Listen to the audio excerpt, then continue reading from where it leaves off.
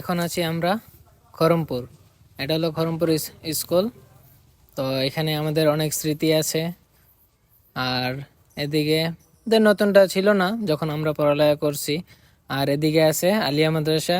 তখন আলিয়া মাদ্রাসা ছিল টিনের, ওই সময় আমরা পড়ালেখা করছি। তো ওইটা তখন ছিল না।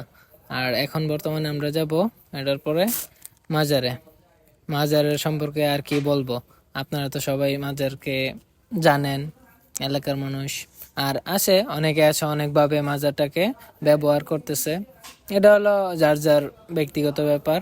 আর আমি বলবো মাজার ভালো জিনিস, কিন্তু অনেকে অনেক কাজ করে খারাপ জিনিস। তো ওইগুলা থেকে বিরত থাকবেন।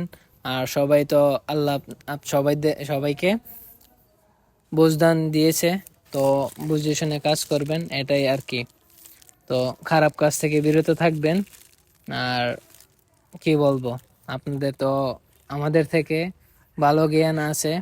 আর মাজারটা আগের থেকে অনেক সুন্দর করে করা হয়েছে। তো আমি আসছি প্রায় 3 বছর পর, মাজারটা দেখে অনেক ভালো লাগলো। আর অনেক কিছু দেখে খারাপও লাগছে। তো ওইগুলা কাজ থেকে বিরত থাকবেন, এটাই আপনাদের কাছে আমাদের রিকোয়েস্ট।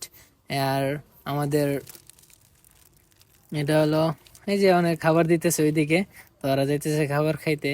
তো অনেক সময় আমরাও যাইতাম তাদের সাথে, যখন আমরা সব বন্ধু বান্ধব একসাথে ছিলাম।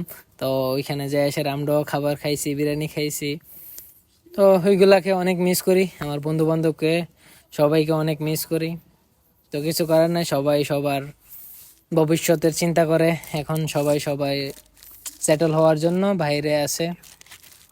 আর আমার সাথে ভিডিও ম্যান আছে বিজয়, তো ওর কথা না বললেই নয়, অনেক সুন্দর ভিডিও করে। ও ও যদি না থাকতো আমাদের ভিডিওটা এত সুন্দর হতো না। আর এখানে অনেক কিছু পাওয়া যায়, খেলনা পাওয়া যায়, অনেক কিছু পাওয়া যায় মাজারের সাইডে দোকানগুলা। তো আর এখানে আমাদের মাজারের দুই তিনটা ঘোড়া আছে, এগুলা মাজারে ওপেন থাকে। ধন্যবাদ সবাই।